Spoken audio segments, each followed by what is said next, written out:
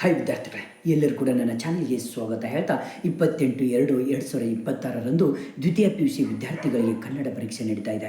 ನೀವು ಕೂಡ ಕನ್ನಡ ಪರೀಕ್ಷೆಯಲ್ಲಿ ಔಟ್ ಆಫ್ ಔಟ್ ತೊಗೊಳ್ಬೇಕು ಅಂದರೆ ಈ ಒಂದು ವಿಡಿಯೋವನ್ನು ಕೊನೆವರೆಗೂ ಮಾತ್ರ ಮರಲಿಕ್ಕೆ ಹೋಗಬೇಡಿ. ಯಾಕಂದರೆ ಸ್ಪಾಟಾಗಿ ಇವಾಗ ಬಂದಂತಹ ಮೋಸ್ಟ್ ಇಂಪಾರ್ಟೆಂಟ್ ಪ್ರಶ್ನೆಗಳು ಇದು. ಯಾಕಂದರೆ ನಿಮ್ಮ PU ಬೋರ್ಡ್ದವರೇ 3 ಮಾಡೆಲ್ ಕ್ವೆಶ್ಚನ್ ಪೇಪರ್ ಮತ್ತು 2 ಪೂರಕ ಪರೀಕ್ಷೆಗಳಲ್ಲಿ ಇರುವಂಥ ಪ್ರಶ್ನೆಗಳೇ ನಿಮ್ಮ ಬೋರ್ಡ್ ಪರೀಕ್ಷೆಗೆ ಕಡ್ಡಾಯವಾಗಿ 100% ಅವೇ ಪ್ರಶ್ನೆಗಳನ್ನು ಕೇಳ್ತಾರೆ ಅಂತ ಮಾಹಿತಿಯನ್ನು ಕೊಟ್ಟಾಗಿದೆ. ಹಾಗಾದರೆ ಈ 5 ಪ್ರಶ್ನೆಗಳಲ್ಲಿ ಹೈಲೈಟ್ ಇರುವಂಥ ನಿಮ್ಮ ಬೋರ್ಡ್ ಪರೀಕ್ಷೆಗೆ ಬರುವಂಥ ಪ್ರಶ್ನೆಗಳು ಯಾವುದೆಲ್ಲ ಅನ್ನೋದನ್ನು ಇವತ್ತು ನೋಡ್ತಾ ಹೋಗೋಣ ಬನ್ನಿ. ನೆಗ್ಲೆಕ್ಟ್ ಮಾಡದೆ ಹೋಗಬೇಡಿ, ನಿಮ್ಮ ಫ್ರೆಂಡ್ಸಿಗೆ ಶೇರ್ ಮಾಡಿ. ಹಾಗಾದರೆ ಈ ಒಂದು ವಿಡಿಯೋದಲ್ಲಿ multiple choice and next fill in the blanks, match the following ಸಂದರ್ಭದೊಡನೆ ಇವೆಲ್ಲವನ್ನು ಕವರ್ ಮಾಡ್ತಾ ಇದ್ದೇನೆ. ಬನ್ನಿ ಹಾಗಾದರೆ ನೋಡ್ತಾ ಹೋಗೋಣ. ನೋಡಿ, ಮೊಟ್ಟ ಮೊದಲು ಇಲ್ಲಿ ಇಂಪಾರ್ಟೆಂಟ್ ಪ್ರಶ್ನೆ, ರಾವನಿಗೆ ಯಾರ ಬಗ್ಗೆ ವೈರಾಗ್ಯ ಮೂಡಿತು? ಇದು ಮೋಸ್ಟ್ ಇಂಪಾರ್ಟೆಂಟ್ ಪ್ರಶ್ನೆ. ಅಂದರೆ ಇದಕ್ಕೆ ಸರಿಯಾದ ಉತ್ತರ ಸೀತೆ ಅಂತ ಹೇಳ್ಬೋದು.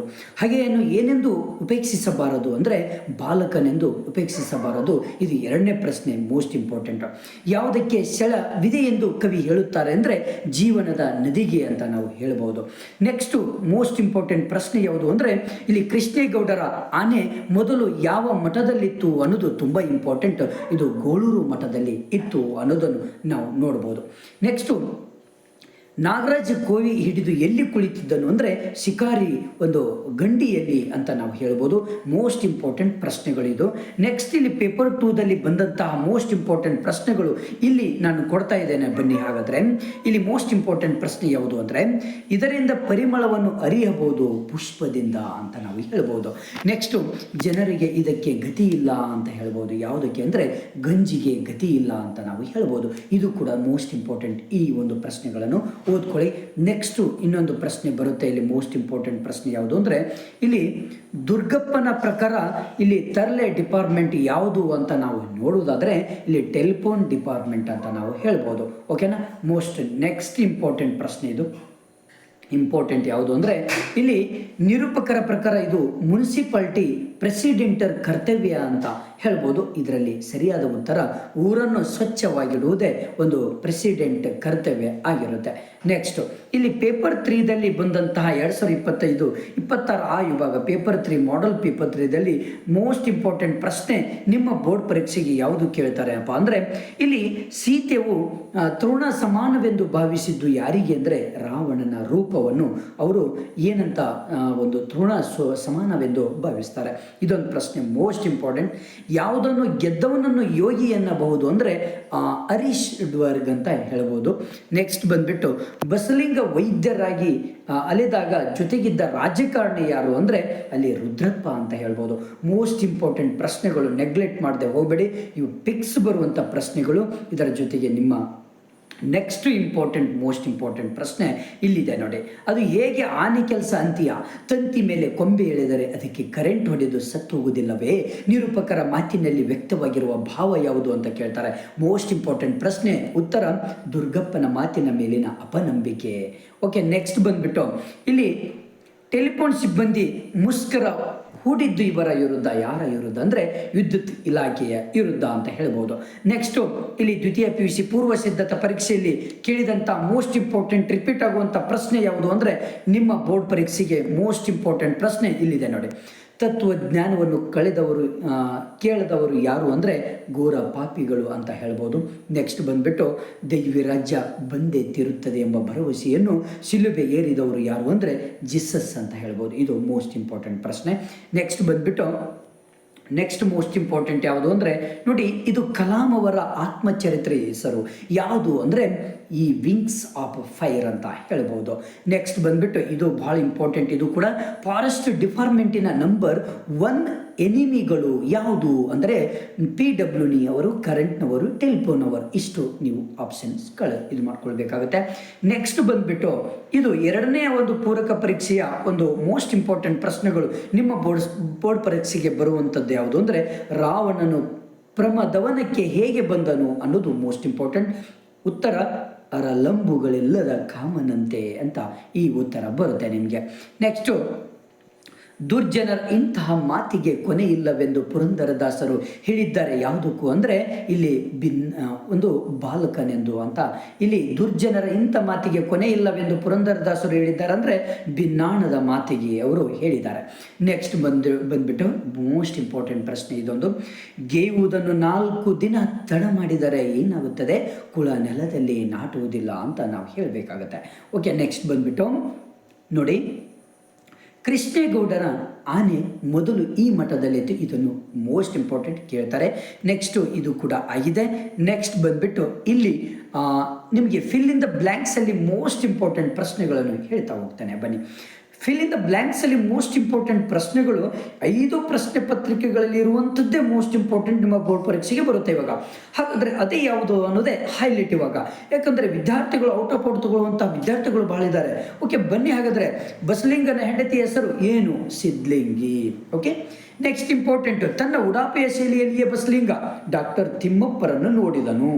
ನೆಕ್ಸ್ಟು ಕೊನೆಗೆ ಬಸಲಿಂಗ ಡ್ಯಾಶ್ಗಳಿಂದ ಮುಕ್ತನಾಗಿದ್ದ, ಸುಳ್ಳುಗಳಿಂದ ಮುಕ್ತನಾಗಿದ್ದ. ನೆಕ್ಸ್ಟು ಲೇಖಕಿಯ ಪತಿ ಡ್ಯಾಶ್ ತೊಂದರೆಯಿಂದ ಬಳಲ್ತಾ ಇದ್ರು. ಯಾವ ತೊಂದರೆಯಿಂದ? ಕಿಡ್ನಿ ಸ್ಟೋನ್ದಿಂದ ಬಳಲ್ತಾ ಇದ್ರು. ನೆಕ್ಸ್ಟು ಮುಂಬೈನ ಪ್ರಸಿದ್ಧ ನ್ಯಾಯವಾದಿಯಾದವರು ಯಾರು ಅಂದರೆ ಪ್ರೇಮಿಯಾ ಅಂತ ಹೇಳ್ಬೋದು. ದುರಾಸೆಯ ಹುಡುಗನನ್ನು ನಿರಾಕರಿಸಿದವರು ಯಾರು ಅಂದರೆ ಇಲ್ಲಿ ನಿಶಾ ಶರ್ಮಾ ಅಂತ ಹೇಳ್ಬೋದು.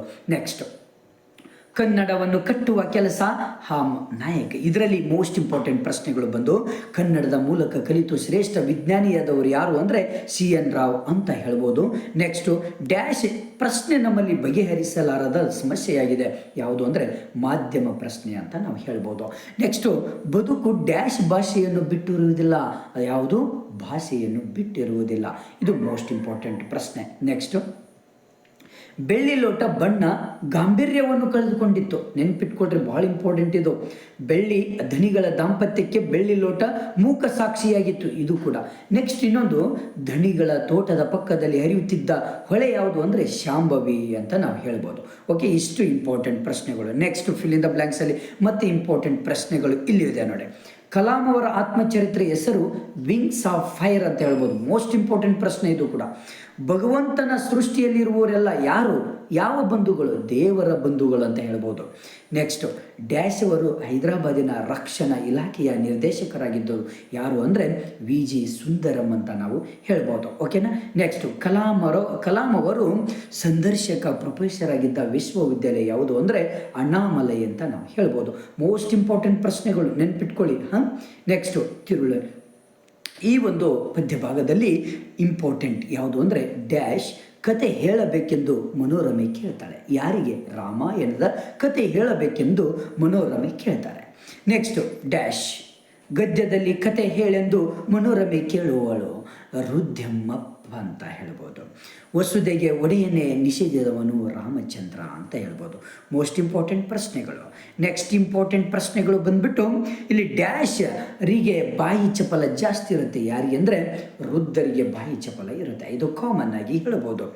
ಲೇಖಕರು ಹೇಳುವ ಹಳ್ಳಿಯ ಹೋಟೆಲಿನ ಹೆಸರು ಯಾವುದು ಅಂದರೆ ಚಂದ್ರ ವೈಭವ ಅಂತ ಹೇಳ್ಬೋದು. ಚಂದ್ರ ಭವನ, ನಾಟ್ ವೈಭವ ಅಲ್ಲ, ಚಂದ್ರ ಭವನ. ನೆಕ್ಸ್ಟ್, ಕಲಿಯುಗದ ಅಮೃತ ಯಾವುದು? ಚಹಾ. ಇದು ಕಲಿಯುಗದ ಅಮೃತ.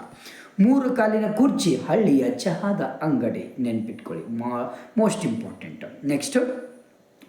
ಇನ್ನು ನೆಕ್ಸ್ಟ್ ಬಂದ್ಬಿಟ್ಟು ಇಲ್ಲಿ ಬಿಟ್ಟ ಸ್ಥಳಿಗೆ ಆವರಣದಲ್ಲಿ ಕೊಟ್ಟಿರುವ ಉತ್ತರಗಳಲ್ಲಿ ಸೂಕ್ತವಾದದನ್ನು ಆರಿಸಿ ಬರೆಯುವಂಥದ್ದು. ಇಲ್ಲಿ ಕೂಡ ಮೋಸ್ಟ್ ಇಂಪಾರ್ಟೆಂಟ್. ಅಲ್ಲಿಯೇ ನಿಮಗೆ ಹೈಲೈಟ್ಸ್ ಕೊಟ್ಟಿರ್ತಾರೆ. ಬನ್ನಿ ಹಾಗಾದರೆ ಯಾವುದಿರ್ಬೋದು ಅನ್ನೋದು. ದುರಾಸೆಯ ಹುಡುಗನನ್ನು ನಿರಾಕರಿಸಿದವರು ಯಾರು? ನಿಶಾ ಶರ್ಮಾ. ನೋಡಿ, ಧನಿಗಳು ಹೊಳೆತ್ತಲು ಸೂಚಿಸಿದ್ದು ಕುದುಪನಿಗೆ. ಪೆನ್ಷನ್ದಾರರಿಗೆ ಬಾಯಿ ಚಪಲ ಜಾಸ್ತಿ ಇರುತ್ತೆ, ಪೆನ್ಷನ್ದಾರರಿಗೂ ಕೂಡ. ಓಕೆನಾ. ನೆಕ್ಸ್ಟ್ ಬಂದುಬಿಟ್ಟು ಇಲ್ಲಿ ತುಂಬ ಇಂಪಾರ್ಟೆಂಟ್, ಇವೆಲ್ಲವೂ ಕೂಡ ಓದ್ಕೊಳ್ಳಿ. ಯಾಕಂದರೆ ಈ ಫಿಲ್ ಇನ್ ದ ಬ್ಲ್ಯಾಂಕ್ಸ್ ಮತ್ತು ಮಲ್ಟಿಪಲ್ ಚಾಯ್ಸ್ 1 ಮಾರ್ಕ್ಸ್ ಕ್ವಶನ್ಸ್ ಯಾವುದು ಬರುತ್ತೆ ಅನ್ನೋದೇ ಭಾಳ ಇಂಪಾರ್ಟೆಂಟ್. ಇವುಗಳನ್ನು ಕೊನೆವರೆಗೂ ನೋಡೋದನ್ನು ಮಾತ್ರ ಮಾಡಲಿಕ್ಕೆ ಹೋಗಬೇಡಿ. ಎಷ್ಟೋ ವಿದ್ಯಾರ್ಥಿಗಳು ಔಟ್ ಆಫ್ ಔಟ್ ಮಾರ್ಕ್ಸ್ ತಗೊಳ್ಳಲಿಕ್ಕೆ ಇಲ್ಲೇ ತಪ್ಪುಗಳನ್ನು ಮಾಡ್ತಾ ಇದ್ದಾರೆ. ಇಲ್ಲಿ ಕೊಟ್ಟಂಥ ಎಲ್ಲ ಒಂದು ಫಿಲ್ ಇನ್ ದ ಬ್ಲ್ಯಾಂಕ್ಸ್ಗಳನ್ನು ಓದ್ಕೊಂಬಿಡಿ. ಓಕೆನಾ. ನೆಕ್ಸ್ಟ್, ಹೊಂದಿಸಿ ಬರೆಯಿರಿ. ಹೊಂದಿಸಿ ಬರೆಯರಲ್ಲಿ ಮೋಸ್ಟ್ ಇಂಪಾರ್ಟೆಂಟ್ ಪ್ರಶ್ನೆಗಳನ್ನು ಕೊಟ್ಬಿಡೋಣ. ನೋಡಿ, ಇಲ್ಲಿ ಕೆಲವೊಂದು ಕ್ವಶನ್ಸ್ಗಳು ಇದ್ದಾವೆ. ಇವುಗಳನ್ನು ಸರಿಯಾಗಿ ಓದ್ಕೊಳ್ಳಿ. ನೆಕ್ಸ್ಟ್ ಬಂದುಬಿಟ್ಟು ಇಲ್ಲಿ ನೋಡಿ, ಹೊಂದಿಸಿ ಬರೆಯಿರಿ. ಪುಲಿಗೇರ್ ಸೋಮನಾಥ್, ಭಾಳ ಇಂಪಾರ್ಟೆಂಟ್ ಪ್ರಶ್ನೆ ಇದು. ಪುಲಿಗೇರ್ ಸೋಮನಾಥ್ ಶತಕ ಅಂತ ಹೇಳ್ಬೋದು, ಭಾಳ ಇಂಪಾರ್ಟೆಂಟ್. ಪುರಂದರದಾಸರು ಜಾಲಿಯ ಮರದಂತೆ, it is very very important ಪ್ರಶ್ನೆ. ಪುರಂದರದಾಸರು ಜಾಲಿಯ ಮರದಂತೆ, ಇದು ಒಂದು ಕ್ವಶನ್ ಬಂದೇ ಬರುತ್ತೆ. ಹತ್ತಿ, ಚಿತ್ತ ಮತ್ತು ಚಿಟ್ಟೆ ಮತ್ತು ಜೀವಯಾನ, ಇದೊಂದು ಪ್ರಶ್ನೆ ಬರುತ್ತೆ, ನೆನ್ಪಿಟ್ಕೊಳ್ಳಿ. ನೆಕ್ಸ್ಟು KS ನಿಸಾರ್ ಅಹಮದ್ ಶಿಲುಬೆ ಏರುತ್ತಾನೆ, ಇದೊಂದು ಪ್ರಶ್ನೆ ಬರುತ್ತೆ. ನೆಕ್ಸ್ಟ್ ವ್ಯಕ್ತಿಪರ ಕವನಗಳು KS ನಿಸಾರ್ ಅಹಮದ್ ಅವರು ಬರೆದದ್ದು. ಸುಕನ್ಯಾ ಮಾರುತಿ ನಾನೆಂಬ ಮಾಯೆ, ಇದು ಕೂಡ ಬರುತ್ತೆ, ನೆನ್ಪಿಟ್ಕೊಳ್ಳಿ. ನೆಕ್ಸ್ಟ್ ಈ ಒಂದು ಪದ್ಯ ಭಾಗದಲ್ಲಿ ನಾಗಚಂದ್ರ, ಇದನ್ನು ಕೇಳ್ತಾರೆ, ಪಂಪ ರಾಮಾಯಣ ಬರೆದಂಥದ್ದು ನಾಗಚಂದ್ರ ಅವರು. ನೆಕ್ಸ್ಟ್ ಸೋಮೇಶ್ವರ ಶತಕ, ಬಹಳ ಇಂಪಾರ್ಟೆಂಟ್ ಇದು ಕೂಡ, ಪಗೆಯಂ ಬಾಲಕನೆಂಬರ್.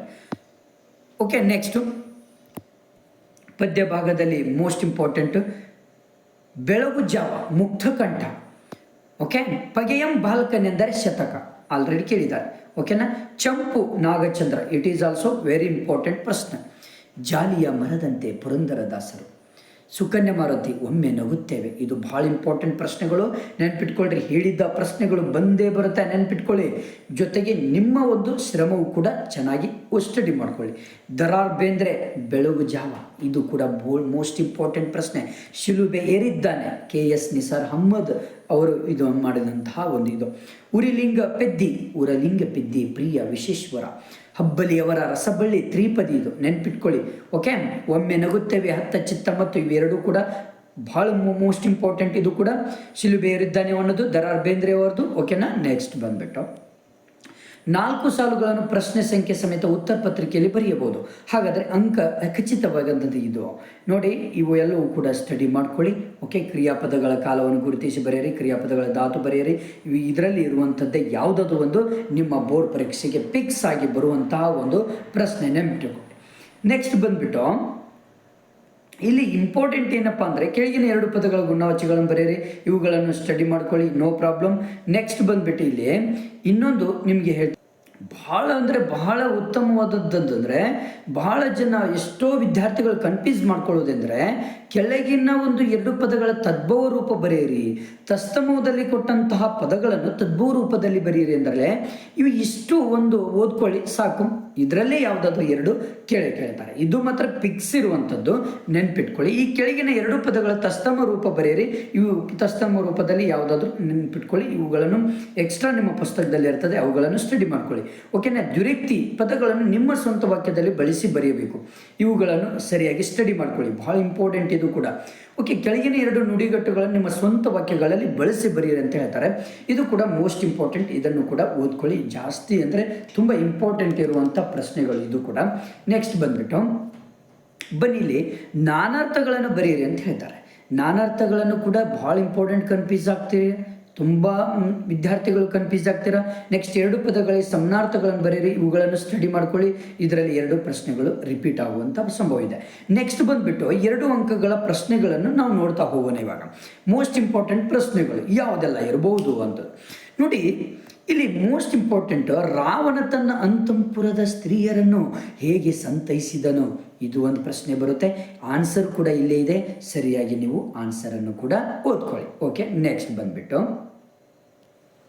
ಇಲ್ಲಿ ಮೋಸ್ಟ್ ಇಂಪಾರ್ಟೆಂಟ್ ಪ್ರಶ್ನೆ ಬಂದ್ಬಿಟ್ಟು ಇನ್ನೊಂದು ನೋಡಿ. ಇಲ್ಲಿ ಸೀತೆಯ ತಲ್ಲಣಕ್ಕೆ ಕಾರಣವೇನು, ಇದೊಂದು ಪ್ರಶ್ನೆ ಬರುತ್ತೆ, ನೆನ್ಪಿಟ್ಕೊಳ್ಳಿ. ನೆಕ್ಸ್ಟ್ ಬಂದ್ಬಿಟ್ಟು ಸೀತೆ ರಾವಣನು ಏನೆಂದು ಬೇಡಿಕೊಂಡಳು, ಇದೊಂದು ಪ್ರಶ್ನೆ ಓದ್ಕೊಳ್ಳಿ, ಹೈಲೈಟ್ ಕ್ವಶನ್ಸ್ಗಳು ಇದು. ನೆಕ್ಸ್ಟು ರಾವಣನು ತನ್ನ ಆಪ್ತರನ್ನು ಕುರಿತು ಏನೆಂದು ಹೇಳಿದ, ಇದೊಂದು ಪ್ರಶ್ನೆ ಓದ್ಕೊಳ್ಳಿ. ನೆಕ್ಸ್ಟು ವೈರಾಗ್ಯ ಮೂಡಿದ ಕೂಡಲೇ ಸೀತೆಯನ್ನು ರಾಮನಿಗೊಪ್ಪಿಸಲು ರಾವಣ ಬಯಸಲಿಲ್ಲಬೇಕೆ, ಇದೊಂದು ಪ್ರಶ್ನೆ, ಹೈಲೈಟ್ ಕ್ವಶನ್ಸ್ಗಳು. ಓಕೆ, ನೆಕ್ಸ್ಟ್ ಪಗೆಯಂ ಬಾಲಕನೆಂಬರೆ ಪುಲಿಗೇರಿ ಸೋಮನಾಥ, ಈ ಒಂದು ಪದ್ಯ ಭಾಗದಲ್ಲಿ ಮೋಸ್ಟ್ ಇಂಪಾರ್ಟೆಂಟ್ ಬಂದೇ ಬರುವಂಥ ಪ್ರಶ್ನೆ, ಧನ ಮತ್ತು ಸುತನ ವಿಷಯದಲ್ಲಿ ಸೋಮನಾಥನ ಅಭಿಪ್ರಾಯವೇನು ಅನ್ನೋದು ಕೂಡ ಇದು ಮೋಸ್ಟ್ ಇಂಪಾರ್ಟೆಂಟ್ ಪ್ರಶ್ನೆ, ನೆನ್ಪಿಟ್ಕೊಳ್ಳಿ. ಓಕೆನಾ. ನೆಕ್ಸ್ಟ್ ಚಾಣ ಮತ್ತು ಸನ್ನೆ ಇವುಗಳ ಉಪಯೋಗವೇನು, ಇದೊಂದು ಪ್ರಶ್ನೆ ಬರುತ್ತೆ. ನೆಕ್ಸ್ಟು ಇದೊಂದು ಶುಚಿ ಮತ್ತು ಸ್ವಾದಗಳನ್ನು ಕುರಿತು ಸೋಮನಾಥನ ಅಭಿಪ್ರಾಯವೇನು, 2 ಅಂಕದ ಪ್ರಶ್ನೆಗಳು ಮೋಸ್ಟ್ ಇಂಪಾರ್ಟೆಂಟ್.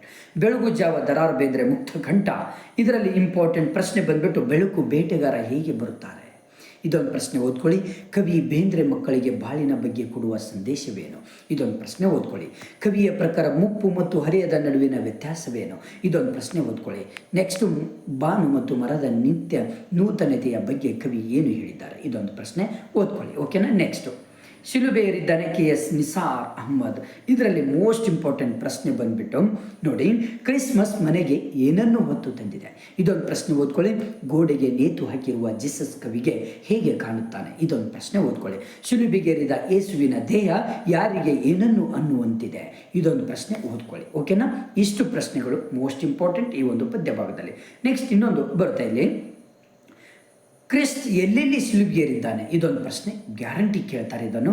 ನೆಕ್ಸ್ಟು, ಯಾವ ಸಂದೇಶವನ್ನು ನೀಡುವ ರೀತಿಯಲ್ಲಿ ಜೀಸಸ್ ಶಿಲುಬೆಗೇರಿದ್ದಾನೆ ಅನ್ನೋದು ಕೂಡ ಬರುತ್ತೆ. ನೆಕ್ಸ್ಟ್, ಮುಟ್ಟಿಸಿಕೊಂಡವನು P ಲಂಕೇಶ್ವರ ಅವರು ಬರೆದಂಥ ಈ ಪದ್ಯ ಭಾಗದಲ್ಲಿ ಮೋಸ್ಟ್ ಇಂಪಾರ್ಟೆಂಟ್, ಬಸಲಿಂಗನಿಗೆ ಅದು ಪುರುಷರೊತ್ತಿಲ್ಲದ ಕಾಲ ಯಾಕೆ? ಇದೊಂದು ಪ್ರಶ್ನೆ ಬರುತ್ತೆ. ಹೆಂಡತಿ ಸಿದ್ಲಿಂಗಿ ಏನು ಹೇಳುತ್ತಲೇ ಇದ್ದಳು? ಇದೊಂದು ಪ್ರಶ್ನೆ ಬರುತ್ತೆ. ನೆನ್ಪಿಟ್ಕೊಳ್ರಿ, ಇಷ್ಟು ಮೋಸ್ಟ್ ಇಂಪಾರ್ಟೆಂಟ್ 2 ಅಂಕದ ಪ್ರಶ್ನೆಗಳು. ನೆಕ್ಸ್ಟ್ ಇನ್ನೊಂದು ಬರ್ತದೆ, ಸಿದ್ಲಿಂಗಿ ಏಕೆ ರಾಧಾಂತ ಮಾಡಿದಳು ಅನ್ನೋದು ಕೂಡ ಮೋಸ್ಟ್ ಇಂಪಾರ್ಟೆಂಟ್ ಪ್ರಶ್ನೆ. ನೆಕ್ಸ್ಟ್, ಉಡಾಪೆಯ ಮಾತಾಡುವುದನ್ನು ಬಸ್ಲಿಂಗನಿಗೆ ಏಕೆ ಕಲಿಯಬೇಕೆನಿಸಿತು? ಇದೊಂದು ಪ್ರಶ್ನೆ ಬರುತ್ತೆ. ನೆನ್ಪಿಟ್ಕೊಳ್ರಿ. ಓಕೆನಾ? ಇಷ್ಟು ಇಂಪಾರ್ಟೆಂಟ್ 2 ಅಂಕದ ಪ್ರಶ್ನೆಗಳು. ಕೊನೆಯಲ್ಲಿ ಬಸ್ಲಿಂಗನಿಗೆ ಏನೇನು ನೆನಪಾದವು? ಇದೊಂದು ಬರುತ್ತೆ. ನೆನ್ಪಿಟ್ಕೊಳ್ರಿ. ನೆಕ್ಸ್ಟ್ ಬಂದ್ಬಿಟ್ಟು, ಕನ್ನಡವನ್ನು ಕಟ್ಟುವ ಕೆಲಸ ಹಾಮಾನ್ ನಾಯಕ. ಇಲ್ಲಿ ಕರ್ನಾಟಕದಲ್ಲಿನ ಕನ್ನಡಕ್ಕೆ ಯಾವ ಸ್ಥಾನವಿರಬೇಕೆಂದು ಹಾಮಾನ್ ಅಪೇಕ್ಷಿಸಿದ್ದಾರೆ? ಇದೊಂದು ಪ್ರಶ್ನೆ ಓದ್ಕೊಳ್ಳಿ. ಓಕೆನಾ? ನೆಕ್ಸ್ಟು, ರಾಜ್ಯ ಮನ್ನಾರ ಸಮಿತಿಯ ವರದಿ ಏನು? ಇದೊಂದು ಪ್ರಶ್ನೆ ಓದ್ಕೊಳ್ಳಿ. ನೆನ್ಪಿಟ್ಕೊಳ್ಳಿ. ತ್ರಿಭಾಷಾ ಸೂತ್ರದ ಬಳಕೆ ಹೇಗಿರಬೇಕು? ಇದೊಂದು ಪ್ರಶ್ನೆ. ಇಂಗ್ಲಿಷ್ ಶಿಕ್ಷಣದ ಅಪವ್ಯಯ ನಮಗೆ ಏಕೆ ತಿಳಿಯುತ್ತದೆ? ಇದೊಂದು ಪ್ರಶ್ನೆ ಓದ್ಕೊಳ್ಳಿ. ಓಕೆನಾ? ಇಷ್ಟು ಪ್ರಶ್ನೆಗಳು ಆದಮೇಲೆ ಡೈರೆಕ್ಟಾಗಿ ನಿಮಗೆ ದೀರ್ಘ ಗದ್ಯ ಕೃಷ್ಣೇಗೌಡರ ಆನೆ ಬಹಳ ನಿಮ್ಮ ಒಂದು ಪರೀಕ್ಷೆಯಲ್ಲಿ ಮೋಸ್ಟ್ ಹೈಲೈಟ್ ಲೆಸನ್ ಯಾವುದು ಅಂದರೆ ಅದು ಕೃಷ್ಣೇಗೌಡರ ಆನೆ ಅಂತ ಹೇಳ್ಬೋದು. ಬನ್ನಿ ಹಾಗಾದರೆ ಇದರಲ್ಲಿ ಮೋಸ್ಟ್ ಇಂಪಾರ್ಟೆಂಟ್ ಪ್ರಶ್ನೆಗಳು ನೋಡಿಲಿ. ದುರ್ಗಪ್ಪ ಏಕೆ ಬಂದಿರಬಹುದೆಂದು ನಿರೂಪಕರು ಯೋಚಿಸಿದ್ದಾರೆ? ಇದೊಂದು ಓದ್ಕೊಳ್ಳಿ. ನೆಕ್ಸ್ಟ್, ಕೃಷ್ಣೇಗೌಡರ ಆನೆ ಹುಟ್ಟಿ ಬೆಳೆದ ಬಗೆ ಹೇಗೆ ಅನ್ನೋದು ಕೂಡ ನಿಮಗೆ ಕೇಳ್ತಾರೆ. ಇದೊಂದು ಪ್ರಶ್ನೆ ಓದ್ಕೊಳ್ಳಿ. ನೆಕ್ಸ್ಟ್, ಕೃಷ್ಣೇಗೌಡನ ಆನೆ ಮುಡಿಗೆರೆ ಪೇಟೆಗೆ ಹೇಗೆ ಒಗ್ಗಿಕೊಂಡಿತು ಅನ್ನೋದನ್ನು ಈ ಪ್ರಶ್ನೆ ಉತ್ತರ ಅಲ್ಲೇ ಇದೆ. ಸರಿಯಾಗಿ ಉತ್ತರವನ್ನು ಕೂಡ ನೀವು ಸರಿಯಾಗಿ ಓದ್ಕೊಳ್ಬೇಕಾಗತ್ತೆ. ನೆಕ್ಸ್ಟ್, ಕೃಷ್ಣೇಗೌಡ ಗೋಳೂರು ಮತದ ಆನೆಯನ್ನು ಕೊಂಡುಕೊಂಡದ್ದು ಏಕೆ? ನೋಡಿ, ಇಲ್ಲೇ ಇದೆ ಪ್ರಶ್ನೆ. ಆನ್ಸರ್ ಕೂಡ ಇಲ್ಲೇ ಇದೆ. ಕರೆಕ್ಟಾಗಿ ಓದ್ಕೊಂಡ್ಬಿಡಿ. ನೆಕ್ಸ್ಟ್ ಬಂದ್ಬಿಟ್ಟು, ಸೊರಗಿದ್ದ ಆನೆಯನ್ನು ಕೃಷ್ಣೇಗೌಡ ಹೇಗೆ ಸಾಕಿದ? ಇದೊಂದು ಪ್ರಶ್ನೆ ಬರುತ್ತೆ. ನೆಕ್ಸ್ಟ್ ಬಂದ್ಬಿಟ್ಟು, ಕೊಡಲಿ ಕುರಿತು ನಿರೂಪಕರು ನಾಗರಾಜನನ್ನು ಪ್ರಶ್ನಿಸಿದಾಗ ಅವನು ಏನು ಹೇಳಿದ? ಇದೊಂದು ಪ್ರಶ್ನೆ ಬರುತ್ತೆ. ಓಕೆನಾ? ಇಷ್ಟು ಪ್ರಶ್ನೆಗಳು ಮೋಸ್ಟ್ ಹೈಲೈಟ್ ಈ ಒಂದು ಕೃಷ್ಣೇಗೌಡನ ಒಂದು ಇದರೊಳಗಡೆ. ನೆಕ್ಸ್ಟು ಇನ್ನೊಂದು ತುಂಬ ಇಂಪಾರ್ಟೆಂಟ್, ಡ್ರೈವರ್ನ ತಲೆ ಜಜ್ಜಿ ಹೋದದ್ದು ಹೇಗೆ? ಆನೆ ಅದಕ್ಕೆ ಕಾರಣವೇ? ಇದೊಂದು ಪ್ರಶ್ನೆ ಬರುತ್ತೆ. ಓಕೆನಾ? ಪೋಸ್ಟಲ್ ಡಿಪಾರ್ಟ್ಮೆಂಟ್ ಸೇವೆ ವಿಸ್ತರಿಸಿದ್ದು ಜಬ್ಬಾರ್ನ ಮೇಲೆ ಬೀರಿದ ಪರಿಣಾಮವೇನು? ಇದೊಂದು ಬರುತ್ತೆ. ನೆಕ್ಸ್ಟು, ಹುಚ್ಚು ನಾಯಿಗಳು ಆಸ್ಪತ್ರೆಯಲ್ಲಿ ಹೇಗೆ ವರ್ತಿಸುತ್ತೇವೆಂದು ಪುಟ್ಟಯ್ಯ ಹೇಳ್ತಾರೆ? ಇದೊಂದು ಪ್ರಶ್ನೆ ಬರುತ್ತೆ. ಓಕೆ. ನಾಯಿಗಳ ಸಂಖ್ಯೆ ನಿಯಂತ್ರಣಕ್ಕೆ ಬಾರದಿರಲು ಖಾನ್ ಸಾಹೇಬ ಕೊಟ್ಟ ಕಾರಣವೇನು? ಇದೊಂದು ಪ್ರಶ್ನೆ. ಇಷ್ಟು ಇಂಪಾರ್ಟೆಂಟ್ ಪ್ರಶ್ನೆಗಳು ಬರ್ತದೆ. ನೆಕ್ಸ್ಟು, ಶಂಕರಪ್ಪ ಕಂಬದಲ್ಲಿ ಏನೋ ಸೇರ್ಕೊಂಡಿದ್ದಾಗ ಎಂದಾಗ ರಮೇಶ್ ಬಾಬುಗೆ ಹೊಳೆದ ಸಂಗತಿ ಯಾವುದು? ಇಷ್ಟು ಪ್ರಶ್ನೆಗಳು ಬರ್ತದೆ. ಓಕೆ. ನೆಕ್ಸ್ಟ್ ಬಂದುಬಿಟ್ಟು ಇಲ್ಲಿ ಇಂಪಾರ್ಟೆಂಟ್ ನಿಮಗೆ ಹೇಳ್ತಾ ಹೋಗೋದಾದರೆ ಯಾವುದು ಅಂದರೆ ಮೂಢನಂಬಿಕೆ ಮತ್ತು ಪ್ರಸ್ತುತ ಸಮಾಜ. ಇಲ್ಲಿ ಯಾವುದಾದ್ರೂ ಒಂದು ವಿಷಯಕ್ಕೆ ಕುರಿತು ಪ್ರಬಂಧವನ್ನು ಬರೆಯುವಂಥದ್ದಿದೆ. ಇದರಲ್ಲಿ ಯಾವುದಾದ್ರೂ ಒಂದು ಕೇಳ್ತಾರೆ ನಿಮಗೆ. ನೆಕ್ಸ್ಟ್ ಉಪಸಂಹಾರ. ನೋಡಿ, ಒಂದು ಪ್ರಬಂಧವನ್ನು ಬರೆಯುವಂತಹ ಮೆಥಡ್ ಕೂಡ ನಿಮಗೆ ಹೇಳ್ತೀನಿ ಇವತ್ತು. ಒಂದು ಪ್ರಬಂಧವನ್ನು ಬರೀಲಿಕ್ಕೆ ಹೇಳಿದಾಗ ನಿಮಗೆ ಯಾವುದ ಒಂದು ಮೆಥಡಲ್ಲಿ ಬರಿಬೇಕು ಅಂದರೆ, ನಿಮಗೆ ಔಟ್ ಮಾರ್ಕ್ಸ್ ಸಿಗಬೇಕು ಅಂದರೆ ಯಾವ ರೀತಿ ಬರಿಬೇಕು ಅಂದರೆ, ನೀವು ಫಸ್ಟ್ ಮೂಢನಂಬಿಕೆ ಮತ್ತು ಪ್ರಸ್ತುತ ಸಮಾಜದ ಬಗ್ಗೆ ಇಲ್ಲಿ ಪ್ರಬಂಧ ಕೇಳಿದ್ದಾರೆ. ನೀವು ಫಸ್ಟ್ ಪೀಠಿಕೆಯನ್ನು ಹಾಕಬೇಕಾಗತ್ತೆ. ನೋಡಿ ಎಷ್ಟು ಚೆನ್ನಾಗಿ ಇಲ್ಲಿ ಪೀಠಿಕೆ ಹಾಕಿದ್ದಾರೆ ಅವರು, ಹೌದಾ? ಇಷ್ಟು ಪೀಠಿಕೆಯನ್ನು ಹಾಕಿದ್ದಾರೆ. ಈ ಪೀಠಿಕೆ ಹಾಕಿದ ಮೇಲೆ ನೆಕ್ಸ್ಟ್ ವಿಷಯ ವಿಸ್ತಾರವನ್ನು ಮಾಡಬೇಕಾಗತ್ತೆ. ಈ ವಿಷಯವನ್ನು ವಿಸ್ತಾರವನ್ನು ಮಾಡಿದ ನಂತರ ಇಲ್ಲಿ ಕೆಲವೊಂದು ಪಾಯಿಂಟ್ಸ್ಗಳ ರೀತಿಯಲ್ಲಿ ನೀವು ಏನು ಮಾಡಬೇಕು, ವಿಷಯವನ್ನು ವಿಸ್ತಾರವನ್ನು ಮಾಡಬೇಕಾಗತ್ತೆ. ಈ ವಿಷಯ ವಿಸ್ತಾರವನ್ನು ಮಾಡಿದಾಗ ಕೊನೆಗೆ ಬರುವಂಥದ್ದೇ ಉಪಸಂಹಾರ ಅಂತ ಹೇಳ್ಬೋದು. ಕೊನೆಗೆ ಬರುವಂಥದ್ದು ಯಾವುದು? ಉಪಸಂಹಾರ. ಇಷ್ಟು ಮೆಥಡಲ್ಲಿ ಬರೆದ್ರೆ ನಿಮಗೆ ಪ್ರಬಂಧದಲ್ಲಿ ಔಟ್ ಮಾರ್ಕ್ಸ್ ಸಿಗುತ್ತೆ. ಓಕೆನಾ. ನೆಕ್ಸ್ಟ್ ಬಂದುಬಿಟ್ಟು ಇಲ್ಲಿ ಲಾಸ್ಟಿಗೆ ನಿಮಗೆ ಮತದಾನದ ಮಹತ್ವ, ಇಲ್ಲಿ ಪ್ರಬಂಧಗಳನ್ನು ಆಲ್ಮೋಸ್ಟ್ ನಿಮ್ಗೆ ಕೇಳ್ತಾರೆ. ಕ್ರೀಡೆ ಮತ್ತು ಆರೋಗ್ಯದ ಬಗ್ಗೆ ಕೇಳ್ಬೋದು ಇದು. ಓಕೆ, ನೆಕ್ಸ್ಟ್ ಬಂದುಬಿಟ್ಟು ಮತದಾನ, ಕ್ರೀಡೆ ಬಗ್ಗೆ, ಆರೋಗ್ಯದ ಬಗ್ಗೆ, ಅರಣ್ಯ ಸಂರಕ್ಷಣೆಯಲ್ಲಿ ನಮ್ಮ ಪಾತ್ರ, ಇದನ್ನು ಕೂಡ ಕೇಳ್ತಾರೆ ಪಕ್ಕಾ. ನಿಮಗೆ ಯಾವುದಾದ್ರೂ ಒಂದು ಇಷ್ಟರಲ್ಲಿ ನಿಮಗೆ ಬಂದೇ ಬರುತ್ತೆ. ಕಸ ವಿಂಗಡಣೆ ಮತ್ತು ನಾಗರಿಕರ ಹೊಣೆ, ಇದನ್ನಾದರೂ ಕೇಳ್ತಾರೆ, ನೆನ್ಪಿಟ್ಕೊಳ್ರಿ ಪ್ರಬಂಧದಲ್ಲಿ. ನೆಕ್ಸ್ಟ್ ಬಂದುಬಿಟ್ಟು ಸಾಮಾಜಿಕ ಜಾಲತಾಣಗಳು, ಅವುಗಳ ಪರಿಣಾಮಗಳು, ಇದರಲ್ಲಿ ಯಾವುದಾದ್ರೂ ಒಂದು ಫಿಕ್ಸ್ ಆಗಿ ಕೇಳುವಂಥದ್ದು. ಓಕೆನಾ. ನೆಕ್ಸ್ಟು ಕೊನೆಯದಾಗಿ ಇಲ್ಲಿ ಒಂದು, ಯಾಕಂದರೆ ಎಲ್ಲ ವಿದ್ಯಾರ್ಥಿಗಳಿಗೆ ಪತ್ರ ಬರೆಯುವಂಥದ್ದು ಹೇಗೆ ಅನ್ನೋದು ಕೂಡ ಗೊತ್ತಿರುತ್ತೆ. ನೋಡಿ, ಪತ್ರ ಬರೆಯುವಂಥ ಮೆಥಡ್ ಕೂಡ ಕರೆಕ್ಟಾಗಿ ಅಲ್ಲಿ ಒಂದು ಕ್ವಶನ್ ಕೇಳಿರ್ತಾರೆ ನಿಮಗೆ. ಭಾರತೀಯ ದ್ವಿತೀಯ PUC ಸರ್ಕಾರಿ ಪದವಿ ಪೂರ್ವ ಕಾಲೇಜ್ ಇವೆಲ್ಲ ಕೊಟ್ಟ ನಂತರ ಯಾವ ರೀತಿ ಮೆಥಡಲ್ಲಿ ಬರೀಬೇಕು ಅಂದರೆ ಇವರಿಂದ, ಫಸ್ಟ್ ಬರೋದೇ ಇವರಿಂದ. ನೆಕ್ಸ್ಟ್ ಸ್ಟೆಪ್ ಯಾವುದು? ಇದು ಫಸ್ಟ್ ಸ್ಟೆಪ್, ಇದು ಮೊದಲನೇ ಸ್ಟೆಪ್ಪು. ಎರಡನೇ ಸ್ಟೆಪ್ ಯಾವುದು? ಇದು ಇವರಿಗೆ ಅಂತ ಬರುತ್ತೆ. ನೆಕ್ಸ್ಟ್ ಬರುವಂಥದ್ದು ಮೆಥಡ್ ಯಾವುದು ಅಂದರೆ ಮಾನ್ಯರೇ, ಆಮೇಲೆ ವಿಷಯ ಅಂತ ಬರೆದು, ಆಮೇಲೆ ಅದು ವಿಷಯ ಏನಂತ ನೀವು ಬರಿಬೇಕಾಗುತ್ತೆ. ಕೊನೆಗೆ ಇಲ್ಲಿ ಧನ್ಯವಾದಗಳು. ನೆಕ್ಸ್ಟು ನಿಮ್ಮ ಬಲಭಾಗದಲ್ಲಿ ತಮ್ಮ ವಿಜಯ್ ಕುಮಾರ್, ಇಲ್ಲಿ ಎಡಭಾಗದಲ್ಲಿ ಸ್ಥಳ ಮತ್ತು ದಿನಾಂಕ ಅಂತ ಹಾಕಬೇಕಾಗುತ್ತೆ. ನೆಕ್ಸ್ಟ್ ಪಾರ್ಟ್ 2ದಲ್ಲಿ ಸಂದರ್ಭದೊಡನೆ ನಿಮಗೆ ಹೇಳಿಕೊಟ್ಟಿದ್ದೇನೆ. ಆಮೇಲೆ ಲಾಂಗ್ ಕ್ವಶನ್ಸ್ಗಳು ಇಂಪಾರ್ಟೆಂಟ್ ಹೇಳಿಕೊಡ್ತೇನೆ. ಓಕೆ, ಈಗಲೇ ನಿಮ್ಮ ಫ್ರೆಂಡ್ಸಿಗೆ ಶೇರ್ ಮಾಡಿ, ಹಾಗೆ ನನ್ನ ಚಾನಲನ್ನು ಸಬ್ಸ್ಕ್ರೈಬ್ ಮಾಡಿ. ಓಕೆ.